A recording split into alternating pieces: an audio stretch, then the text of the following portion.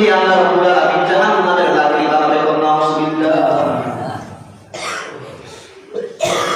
এই কথা মুসা আলাইহিস সালামের কাছে শুনে ওই লোকটি বলতেছে আলহামদুলিল্লাহ আলহামদুলিল্লাহ সুবহানাল্লাহ। ওই লোকটি মুসা আলাইহিস সালামের কাছে এই কথা শোনার পর লোকটি কি বলতেছে? আলহামদুলিল্লাহ। হে মুসা, আমি এতদিন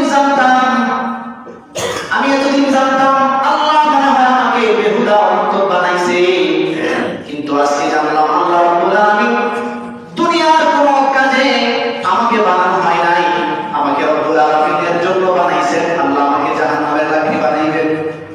এজন্য খুশি যে আল্লাহ তো একটা জিনিসের জন্য আমাকে বানাইছেন, এজন্য খুশি হয়ে আলহামদুলিল্লাহ বলছি। সুবহানাল্লাহ।